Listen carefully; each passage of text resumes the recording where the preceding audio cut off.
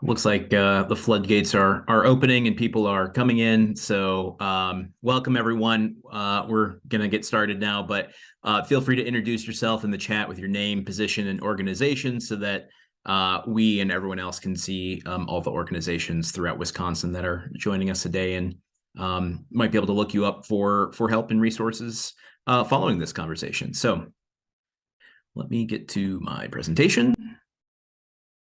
Welcome to this month's virtual info session on childcare. I am Landon Solano, a communication specialist at Forward Service Corporation. If you aren't familiar and or sick of me yet from all of these info sessions that we've done over the last year, thank you to everyone who has joined us before and let people know about this. We've noticed our RSVPs going up, which is great. Thank you so much for that. Continue to let us know what you'd like to see in these info sessions so that we can develop better topics and have expert speakers come in to talk to them. I think we got one today that is popular, maybe not the best term to use, but definitely one of interest for a lot of people and partners and organizations across Wisconsin. So we're working hard on some great topics in the future. Next month, we will be doing emergency assistance, specifically talking about what we can do right before the utilities moratorium. So be sure to RSVP for that. The invitation will go out next week. Just a reminder, today's session is being recorded and it will be provided to you along with a PDF of all of the slides today in a follow-up email this Friday. There will be a Q&A at the end of our speaker's presentation. So put all of your questions into the chat and we will be reading them at that time. Our goal here at Forward Service Corporation is to help people get stable, high-wage employment through job training and supportive services. We are dedicated to meeting individuals where they are on their own terms. Everyone that we meet with is treated with respect, and we will work tirelessly to connect them with resources that they need to succeed. We hope that you'll consider connecting with Forward Service Corporation when you have someone that we can both serve. Today, we're talking about childcare. The current situation has impacted us all directly or indirectly, perhaps in ways that we haven't even noticed yet. Maybe you're a parent who has had to grapple with affordability or availability of childcare, or maybe you're an employer who has lost employees or had to accommodate a flexible schedule. In some areas, it's become difficult to even find childcare. In other areas, the cost is simply unattainable for many people. The workforce is seeing employees have to give up much needed job hours or even their entire job to shoulder the burden of childcare themselves, with women being particularly hit hard by this problem. Families lose much needed income, individuals lose the professional opportunity, and communities lose economic development because of it. So I had a teacher in high school that always rubbed his eyes with his palms when he was about to talk about a tricky topic here, but I look at a lot of numbers for my job, and every once in a while I come across one that just stops me in my tracks. I really had to wrap my head around this one. According to Childcare Aware of America, and this is Wisconsin specific, a family that only makes 25% of the median income, which is a lot of the people that we serve, with at least one child under 6, which is right before public schooling usually starts, pay 67% of their income on childcare per child. I had to help someone get my jaw up off the floor from that. I can't even begin to comprehend the consequences. The childcare issue is one of the most complex facing families in the workforce right now. And unfortunately, we're not going to solve it today, but we might be able to better understand it and discover some ways that we can start to make some changes. Wisconsin Department of Children and Family is tackling childcare through a multifaceted approach. And I'm excited to have here Marcy Stebbards, the Program and Policy Analysis of Advanced Bureau of Childcare Subsidy Administration, to talk to us about Wisconsin Shares. So I'm going to hand it over to her, Marcy, for a deep dive. Hopefully I didn't set the stage too steep there, Marcy. Feel free to take care of the screen and share your slides. Thank you, Landon. Good morning, everybody. Way to start off with a downer on childcare, though, but it is true. Childcare is extremely expensive.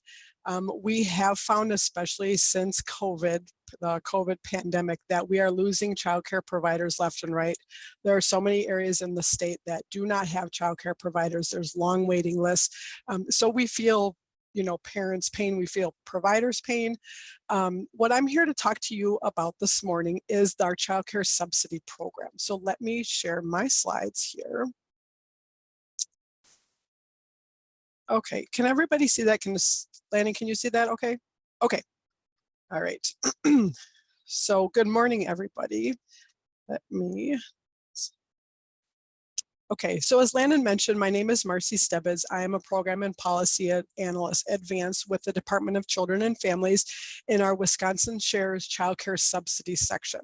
So you'll hear our program referred to as Wisconsin Shares, as Childcare, as Subsidy. It's all interchangeable. That's just the official title of our program, Wisconsin Shares Childcare Subsidy. So you'll even hear me refer to it as different things, but it all means the same thing. So I've been in this position for almost 5.5 years. So hopefully I have a lot of great information for you today. Like Landon mentioned, if you want to put some questions in the chat, that's fine. I'll also take some pauses throughout the presentation to answer some questions if it might be easier that way. And if you have questions, please throw them out there. And if not, we can always wait to the end of the presentation. So what exactly is Wisconsin Shares? So Wisconsin Shares is the Wisconsin Shares Childcare Subsidy Program assists low-income families with the cost of childcare. So parents must be participating in what we call an approved activity. So they must be doing something. And I'm going to go through this further on in the presentation. But an approved activity is typically employment. So they're employed, say, at Target, at a restaurant, or wherever. There are financial and non-financial requirements that must be met in order for a family to be eligible for the program. Okay, so how do parents apply for childcare? So they can apply in a number of different ways. One is they can go into their local agency and they can request childcare or fill out an application for childcare. They can also apply by phone, and they can also apply online through a system called Access, which is used by most of it's used by most individuals who apply for childcare, for W-2, for food share, for any of the IM programs. So there are a number of different ways that the parent can apply. And I'm going to just go ahead and see if I can get these to work here. Okay, so this is Access. I'm just going to show you briefly. I'm not going to go into the system, but this is the Access system that the parent can log into. They can do it on their phone. There's actually an Access app, or they can go ahead and apply on any computer. So they can apply for whatever program they're interested in. They can also renew their benefits. So if it's time for their annual renewal, they can renew them. And then they can also log into this system to see any letters. If there's any reminders that they've been sent that they need to report changes, they can submit their documentation that needs to be verified. This is a very, very popular means of applying for childcare or renewing childcare that our families are using. As far as if an individual wants to actually go into an office to apply, again, they can do that. There is a Whoops, hold on one second, too far. There's this link right here, and I'm going to send out this presentation to Landon after it, so you're all going to receive this, so you can go ahead and obviously, sign up or go to any of these links that you want and play around. So this link right here is where to apply for Wisconsin Shares. So if a parent selects this, and this is out on our website that I'm actually going to go through in a little bit, this is a map of Wisconsin. So as you can see, this is these are some of these counties are color coded because these are consortia. So there's a number of counties that work together in a consortia, and an individual can just click on where the C is. So this would be, say, Chippewa County, and the parent can click on this, and it will say that Chippewa County, they're part of Great Rivers Consortia, which really is of no interest to families. That doesn't mean anything to them. But this is the physical location of the Chippewa Falls local agency that the parent can go to, but it also has the phone number. So the parent can just call this number and say, I'd like to apply for childcare. And then the worker that they talk to can go ahead and get that application process started. And then the other link in here is, this is actually a link to Department of Health Services, and this pretty much shows the same thing. So this is also the different consortia, and an individual or parent can go ahead and click on, actually, no, I take that back. They can't click on it, but they can select, they can scroll down and they can select whatever local agency that or whatever county or tribe that they live in. Say they live in Iron County, which is part of the Northern Income Maintenance Consortium. They can select that, and it shows the same information here. So their Human Services Department is on Taconite Street in Hurley, and then it has their lobby hours that the individual can go in and they can actually go and apply for childcare. So that information is really useful to agencies if they don't know where they need to apply. Once they do apply for childcare, on most of their notices, there is information up in the top right-hand corner that says their case number, and it shows the information of their local agency where they can apply if they need to report change, or that they can contact, excuse me, if they need to report changes or they want to apply for something else. But that information is on the notices once they've actually been determined eligible for childcare. But we're not quite there yet. Okay. So as far as, I had mentioned that there's financial and non-financial requirements that an individual must meet in order to be eligible for the Wisconsin Shares program. So when they get into the program, when they initially apply for the program, those financial requirements are different than once they've already been in the program and they're considered ongoing. So when a family initially applies for the program, I'm going to just use an assistance group size of 2 as an example. So an assistance group is usually a mom and a child, or a dad and a child. So it's a parent and a child.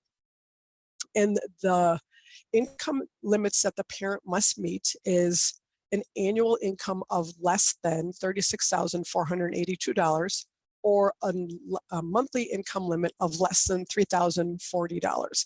So this is currently our 185% federal poverty level threshold. So that is the income that the parent must be at or below in order to be eligible for the program. So these are 2023 numbers. So these numbers change each year as the federal poverty level tables change at the federal level. These numbers are updated, usually like February 1st-ish. New numbers come out every single year to reflect those federal poverty level changes. But the 185% never changes. Like that percentage never changes. The parent has to be at 185% or less in order to be into the program. If they meet that financial requirement, then they're considered ongoing.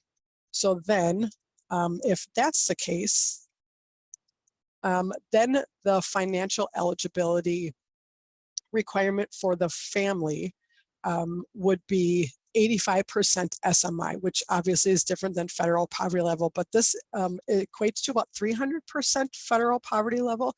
So as you can see, that a family of 2, then their income limit is $4,956, or almost $59,475. Again, these are based on 2023 FPL limits, and these can change each year. They do change each year. Again, like February 1st, the new tables are out, and those are our income limits. So you're asking, okay, what does ongoing mean? So once that family is initially found eligible for Wisconsin Shares, there's an annual eligibility renewal. So every year, and I'm going to go through this further, every year they have to meet those income requirements. So what this allows the family to do then is I'm just going to say, mom, enter the program at $3,000 or less. If she receives raises in the next year and her income doesn't go over the $4,956, mom is still eligible for the program. So that gives mom a huge window of opportunity to, to get a new job, to make some additional income, or to get a raise, just to help mom get financially stable. And we don't kick them out of the program, or they're no, that sounds terrible, but they're still eligible for the program. These income limits were changed a few years ago. Our income limit used to be 200% FPL, and then the parent would no longer be eligible for the program. So this is a significant change to that, a significant increase, because again, we don't want parents to be turning down raises. We don't want them to get a new job because they still need to be eligible for their childcare. We don't want parents on the childcare subsidy program forever. We want them to be independent and to be able to, provide for their families, to provide for themselves. So we don't want parents to be turning down raises. So these income levels have actually been a huge benefit to families in order to help get them off of the program eventually. So, and as you can see, these tables, and these are also on the website that I'm going to go through later. And again, they're updated every year. But as you can see, the more individuals in the assistance group, obviously, the higher the monthly and annual income levels are. Okay, so does anybody have any questions up to this point? I can't see the chat, so I don't know what's in there. Nothing in the chat yet. Okay, all right. Can we ask a verbal question, or do you prefer all things in chat? You can ask me a verbal question. So anyway, I joined a few minutes late. I apologize if you've covered this. Okay. I had a person that I worked with, and I don't know all the details, and I just had received it from her side. She said that she went to apply for the shares program, but because she did not have the job yet, she was not able to get any benefits or pre-apply, or so basically what I was told was she would have to pay for her own daycare for about a month, and that was prohibiting her from finding a job because she couldn't afford the daycare. Mm-hmm. Can you speak to that? I can, and I haven't covered that, so that is actually coming up. Okay. So I will cover that. You're welcome as soon as I get to the approved activity piece of it. Okay. Thanks. Sure. Okay. Non-financial requirements. So as I had mentioned, there are financial and non-financial requirements that must be met in order to be eligible for the program. So these are specific to Wisconsin Shares. There are, most of these things also need to be verified and are requirements for other public assistance programs. However, I'm only specifically talking about childcare, so I can't speak on any of the other programs. So, but for Wisconsin Shares, we verify the applicant age is one of our requirements. The person needs to be 18 years or older in order to apply for Wisconsin Shares, unless they are, unless they're married or they're in like an independent living situation. The ages of the eligible children. So children need to be 12 or under in order to receive Wisconsin Shares, or 18 and under if they are a special needs child. They need to be Wisconsin residents, obviously. They need to be a US citizen or a qualified immigrant. We do need to verify their social security numbers. They need to be participating, or not, cooperating with child support, and they also need to be participating in approved activities. There's also verification that the parents need to provide for us. So obviously the identity of all of the parents in the assistance group. So if it's just mom, mom and dad, teen parent, those all need to be verified. The social security number just for children who assistance is requested for. So if mom has 4 children, for example, and she only wants childcare for 2 of them, we don't need the social security number for the other 2. However, for the other assistance programs, we probably have that in our system, or that's usually verified anyway through some data exchanges and stuff that our system uses. We need to verify that the individual is living and residing in Wisconsin. However, homeless individuals and families are exempt from this requirement. We need to verify the U.S. citizenship of the children who are receiving Wisconsin shares or who childcare is requested for, and then the immigration status also of children who childcare is requested for. And then we also need to verify out-of-home placement. So if it's a foster care situation or a kinship care situation, we do need to verify that, because that does have an effect on the subsidy amount and the parents' the parent share amount. And I'll come to talk about all of that in a little bit. So those do have an effect on the Wisconsin shares amounts also that the parents will receive. And then these 4 things only need to be verified if they're questionable. So the date of birth of each member of the assistance group, the marital status, the legal parentage, and then if there is shared placement. So again, if a parent says, I'm married or I'm not married, but the agency kind of questions it, they can ask for verification. Or same with shared placement. If mom says, nope, I don't have shared placement with this child or with this dad, but the parent or the agency thinks that they do, they can request verification on any of these things. So anything that the parents provide, if a worker considers it questionable or, it seems a little fishy or suspicious or something, the workers can request additional verification to confirm that information is correct, because we don't want incorrect benefits going out when they shouldn't be.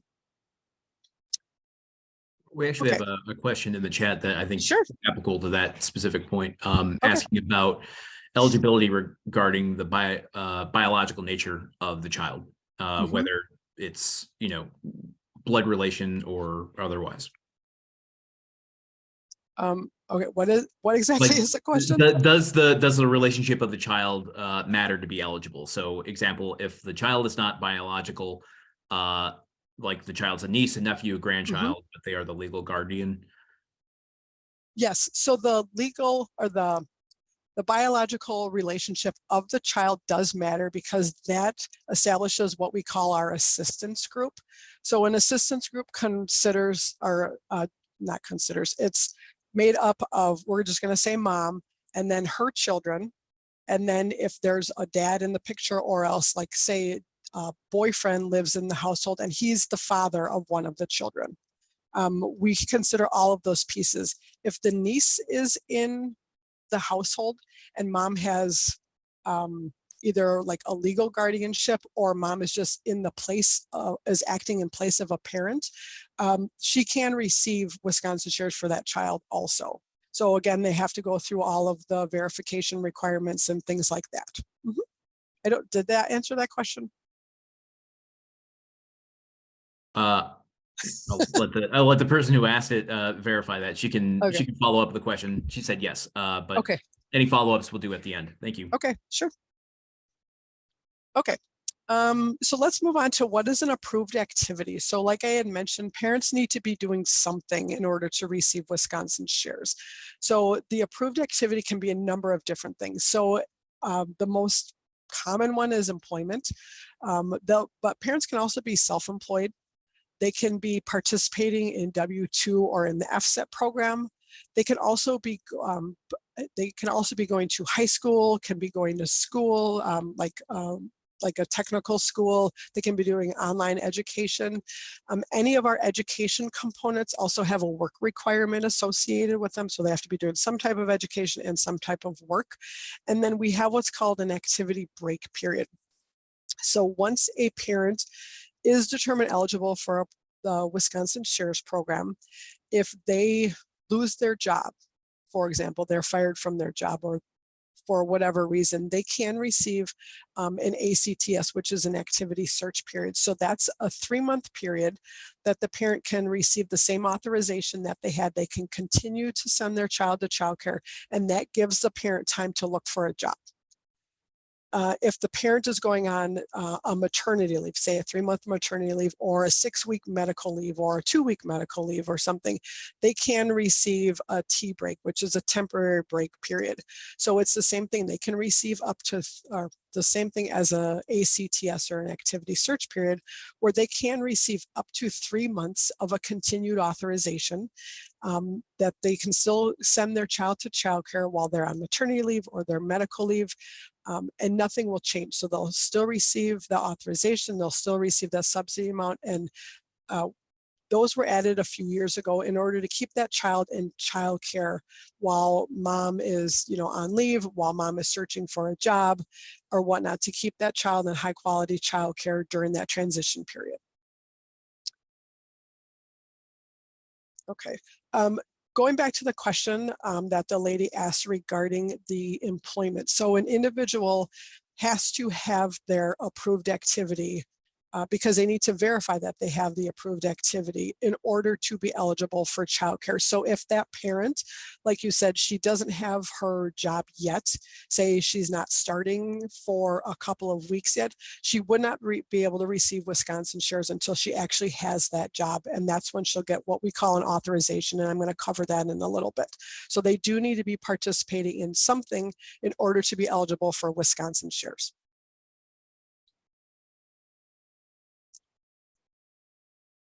Okay, so determining eligibility. So you know all the financial stuff, you know the non-financial stuff at a very high level.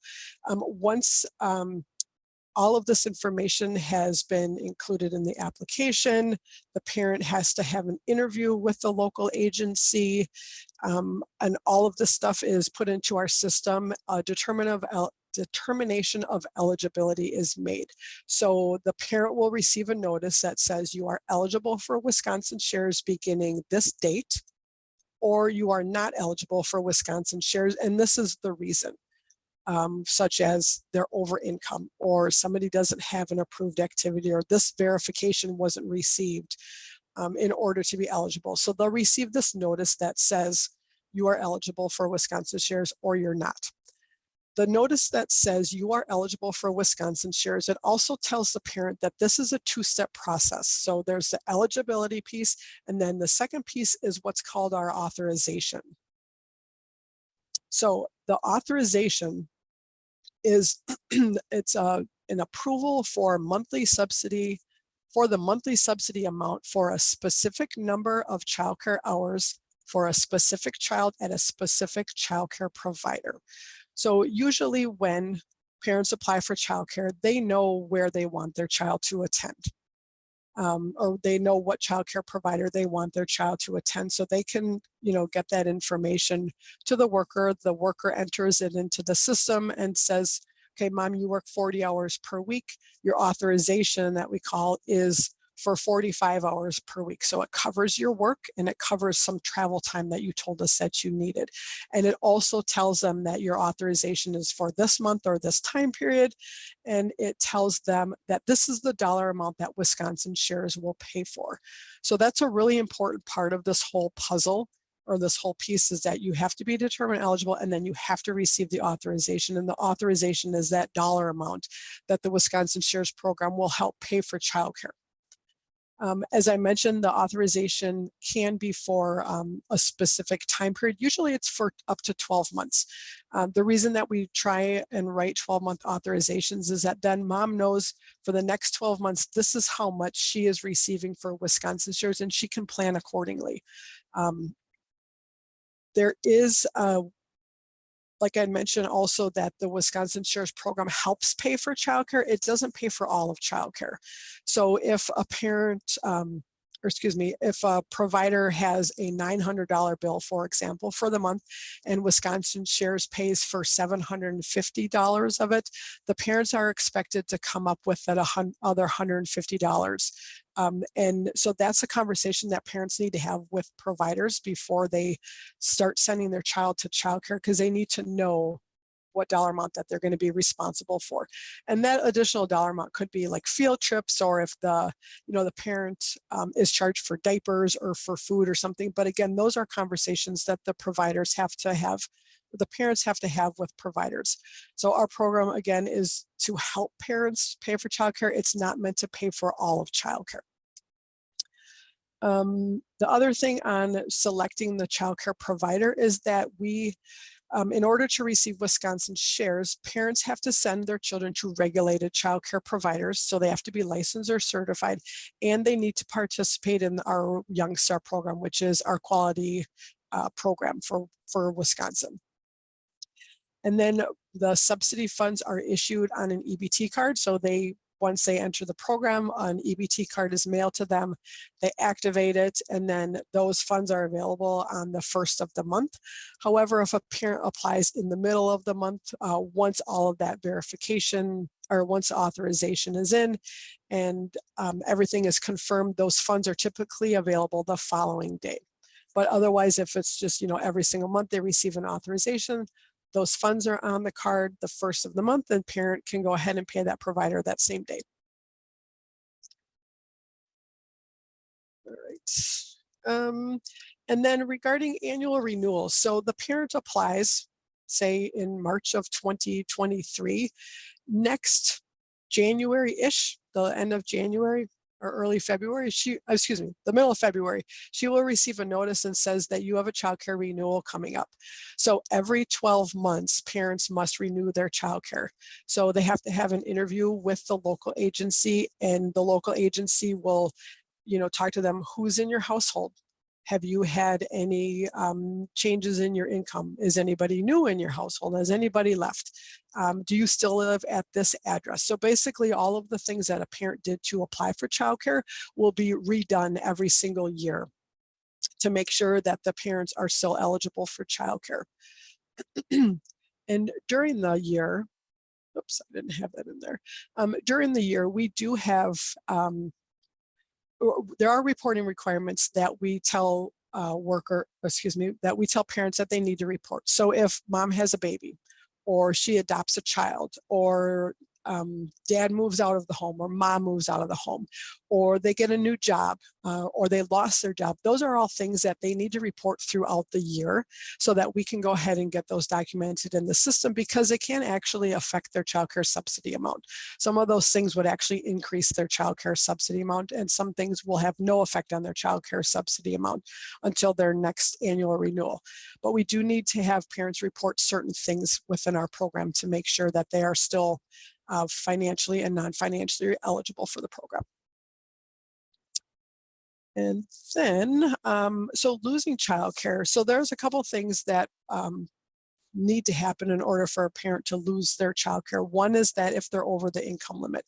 So those tables that I showed you a number of slides ago, if they do end up being over the income limit, like at renewal or something, they will lose their childcare. They'll no longer be eligible for childcare. They can reapply for childcare if their income limits are reduced, or their income is reduced and they do meet those limits. But that would be one reason that they would lose their childcare. The other one is if they don't cooperate with child support.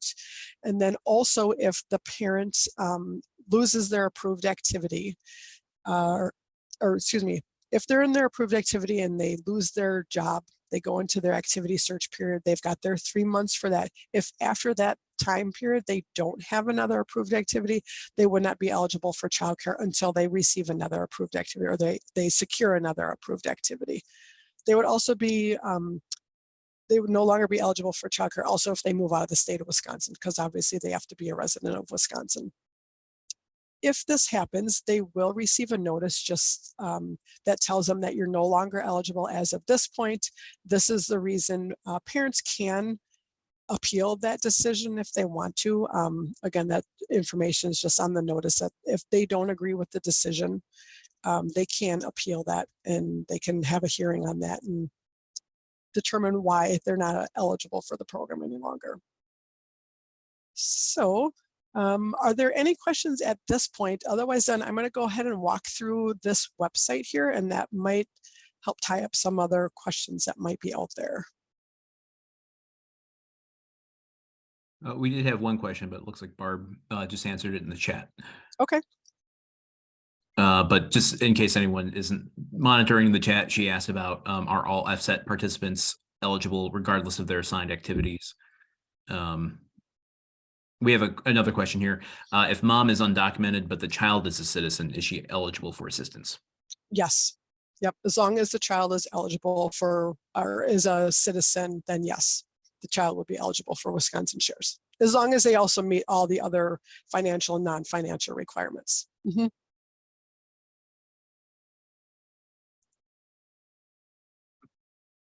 Okay.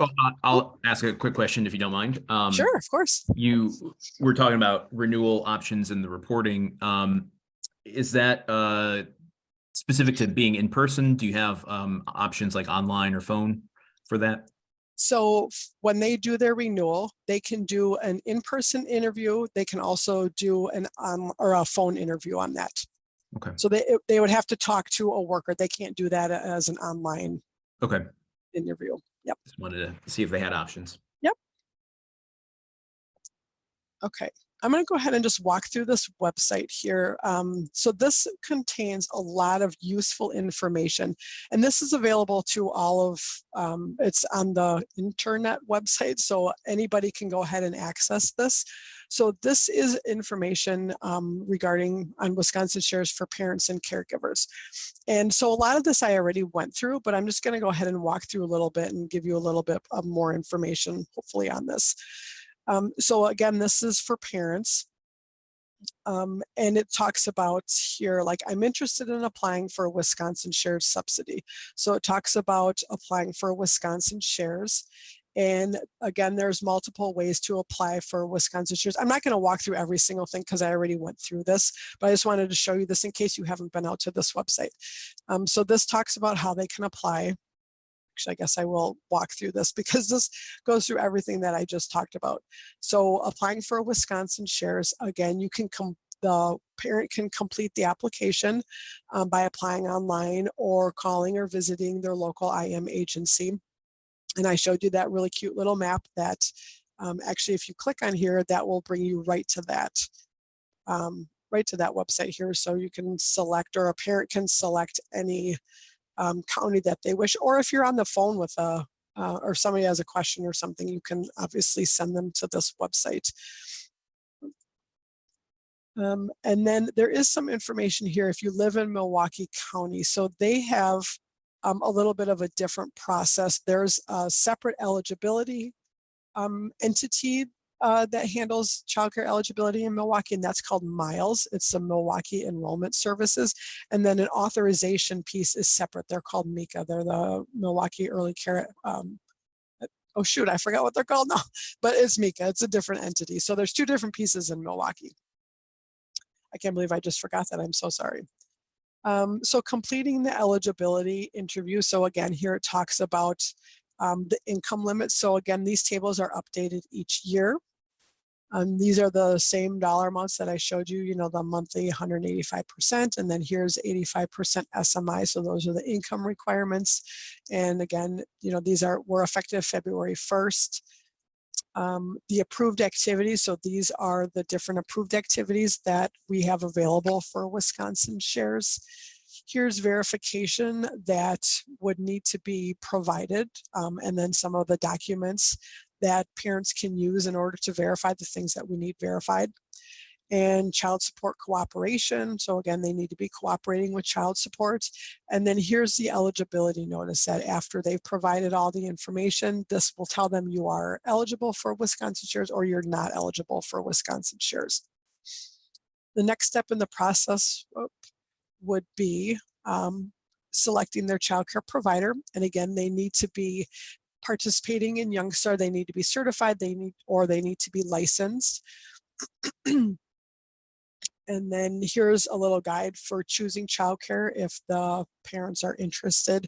And it does talk right here about this parent share, that parents are responsible for costs above and beyond what the Wisconsin Shares program pays for. Because again, we pay for some things, but we don't pay for our program is not meant to 100% subsidize your child or a parent's childcare. They should be covering something, or they should be paying for something. So that's just that little statement on that. And then requesting the authorization. So parents need to provide the childcare provider's name and address.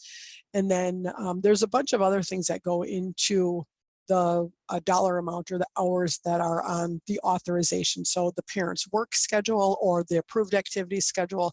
Do they need travel time? And so those are the pieces. And then that are used to create the authorization, which is on the notice, and it tells the parents that, you know, you're authorized for 45 hours.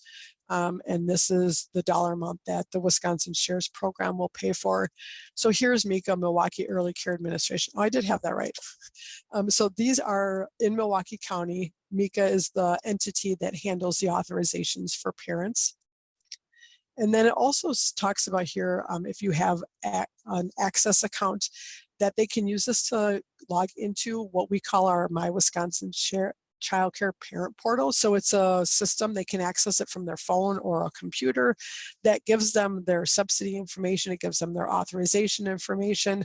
If they need to change providers or they need to change their schedule or whatever related to their authorization, they can do that in the Childcare Parent Portal.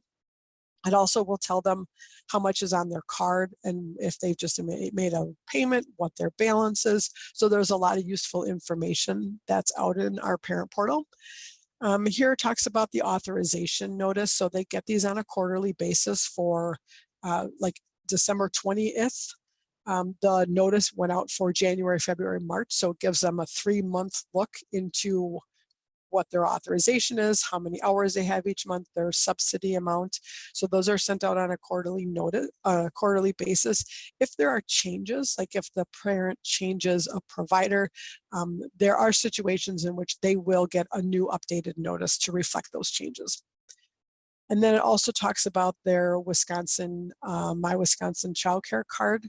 So it says that, you know, the funds are going to be loaded on the card. And here's a number if they have any questions regarding their card, or if they lose their card or it's stolen or damaged or something and they need to request one. This is their customer service number that they can contact. And it also talks about paying the provider. So parents can pay online. They can call through their IVR system and make a payment. And then some providers, these are pretty rare. I actually don't even know how many providers have them, but they have a point of sale device so they can actually swipe the card right at the provider. Again, I don't know how many actually have that option. I've heard that it's not very many.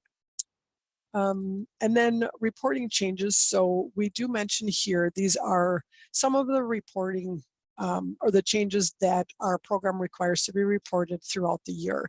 Our authorization notice and their eligibility notice actually spell this out, and it has a lot of other information on it as well regarding reporting requirements. So if one of these things changes, we require parents to report within 10 days that that information has changed so that the agency can update our systems to reflect the information that's changed. And then it also talks about their annual eligibility renewal.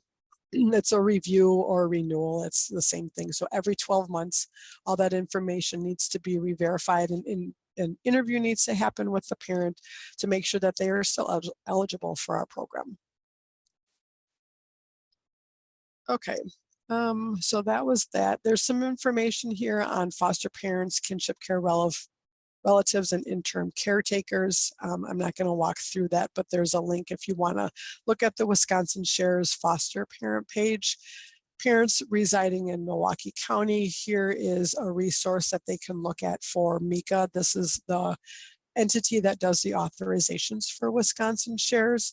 And then here is a question: what if I don't qualify for Wisconsin Shares and I can't afford my childcare? So there are some options here that parents have. Is they can contact their local agencies to see if there are any programs within like that county or within the state that the agency might know of. I do know that specifically in Dane County, they do have, for those individuals who live in Madison, there is a separate like City of Madison childcare entity that also helps provide funds for families who for low-income families who might need assistance with childcare, or I don't even know if they're low-income families, but it does provide assistance with childcare. But they could also see if, they're eligible for Head Start. And there is this link to this childcare finder, which is also in the PowerPoint, that a parent can select if they don't know what childcare provider they want to use and they want to do a search. They can search by location, so they could enter in an address. And then they could also enter in, do they want a group center? Do they want a family provider? So like a licensed family provider or a day camp. And then they can also look by their Young Star rating. So if it's a 2-star or higher, they can search by that. And then if you actually, due to time, I'm not going to actually go through this website, but it does show if that provider has any availability at this moment for the specific age that the parent is looking for. So if they were looking for infant care, it might say there is no availability or no openings. Okay, and then here is, I'm already enrolled in Wisconsin Shares. So here's some information about how to be successful in our program. So make sure that they participate in the assessment of your childcare needs. So that's when the parent will actually talk to the worker and say, I work this many hours. It takes me this long to travel to the, to the childcare. I want to use this childcare. There's all kinds of different things that go into the whole authorization process. And that's what our needs assessment is. It's for their authorization. It also talks about reporting changes. Make sure that you report changes, and then how to avoid overpayments, basically telling the agency, like, I only need this many, this number of hours. My child isn't attending this time period. I don't need an authorization. Don't pay your provider if the child isn't attending, things like that. And then also talks about intentional program violations, which that's if a parent intentionally reports something false to the local agency, they can receive an intentional program violation, which unfortunately kicks them out of the program for a specific amount of time. So we don't want parents to receive these. So they always need to tell the local agency if things have changed, according to those reporting requirements that we require, or that we want them to report. That would help avoid, an overpayment and an IPV. And then also that they need to cooperate with child support, which we've mentioned a couple of times. The parent portal, I had mentioned that too. So that's just the system that the parents can use to, change their provider, end an authorization, report if they're, if something has changed, such as like their approved activity. They can also receive messages and talk to their worker through the parent portal. After they've reported something, a worker can send them a message. The parent can respond through that. So it's a really convenient way for parents to talk to workers versus waiting on the phone for 45 minutes to talk to a worker. And then we have some information on here about paying the provider. Again, this is regarding the EBT card. That funds are going to be loaded on that. That's how you pay your provider. Changing childcare providers, that also has some information there that if you want to change childcare providers, it will happen at the beginning of the month. There's also parent appeal rights. So if a parent doesn't agree with something on their notice of eligibility or their authorization notice, the parents can appeal that decision. Excuse me. And then there's some information about parents residing in Milwaukee County, and it brings them to this Milwaukee Early Care Administration parents page. And then there's some other resources on here as well. So there's some brochures that we have on, choosing a childcare provider who's licensed, or the eligibility and authorization process. There's also some rights and responsibilities. And then there's also this frequently asked questions page for parents that they might have, that they might find useful. So that is all I have at the moment. So I'm ready for some questions if there's some out there. Yes, we actually had Barb answered one about age in the chat that I recommend people take a look at if they haven't already. But we do have one here that asks, do both parents need to be enrolled? Oops, Chat moved it while I was reading. Do both parents need to be enrolled in an approved activity to be eligible for childcare during funding? And they give an example. Mom is enrolled in W-2 and dad is living in the same home, taking care of children when mom gets a job. Dad also wants to work, but they will need childcare funds. Does dad need to be enrolled in the program if mom is enrolled to get the shares funding? So in that situation, if mom and dad is the husband, or he is living in the household, but he is one of he's a father to one of the children, that pulls him into what we call our assistance group. So they will apply together. Say mom would be like the primary parent and dad would be the secondary parent, but both of them have to meet all of the financial and non-financial requirements. So if mom is working, dad is not working, they will not be eligible for Wisconsin shares. So you said that dad is taking care of children, so he's like watching their children while mom is working? Yeah, that's what it sounds like the question's asking. Okay, so yeah, so in that situation, they would not be eligible for Wisconsin shares unless dad was like a childcare provider. But if he's just watching their own children while mom is going to work and he's not in any other approved activity, unfortunately, no, they would not be eligible for Wisconsin shares. He has to be doing something as well. Okay.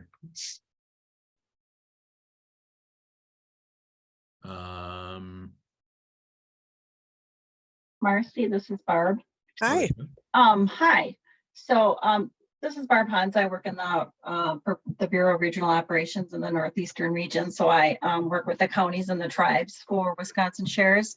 And so there were a couple questions asking about like Landon had said about the ages of the child, things like that. So I referred them to the Childcare Policy Manual.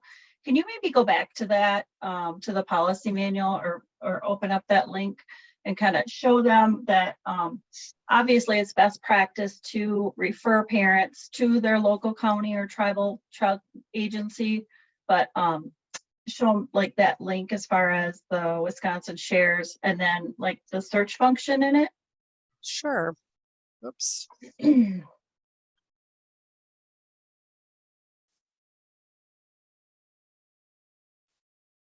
Okay, so this is our Wisconsin Shares Childcare Manual or Handbook, excuse me, that was just updated in December.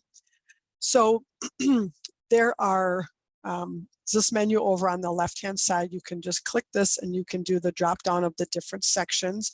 You can also do a PDF version depending on what your preference is. Let me see here. All right, so I'm going to go to, I'm just going to show you this quick and then I can show you the search function. Actually, here, we'll just do the search. If you click here in the search function, you can do like applicant age or something. And so it will show you right over here the applicant age or the sections that refer to applicant age or that touch on it. So I'm just going to go ahead and select this. So right here is the applicant age, that they must be 18 years of age unless the minor applicant is living in a group home or supervised independent living situation, or is a high school student, or is enrolled in an equivalent program approved by DPI, or is married. So I know I had mentioned that earlier. And then was it Barb, you said applicant age or the age of the children? Which one did you? Age of the children. Age of the children. Okay, Yeah. all right. Mm-hmm.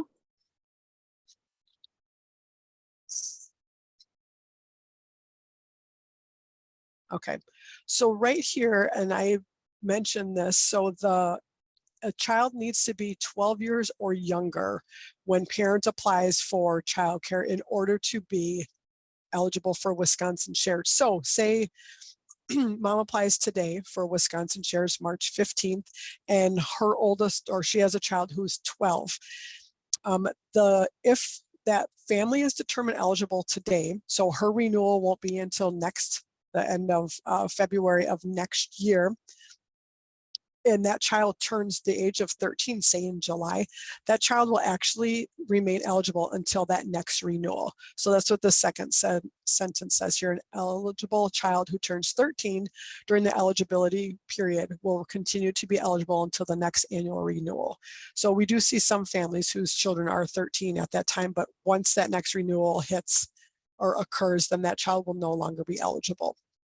And the same with the children who have a disability. So if the child is age 18 or younger, when that parent applies or is at renewal, if they turn 19 during that eligibility period, they will remain eligible until the next annual renewal. Okay, did I cover what you wanted, Barb?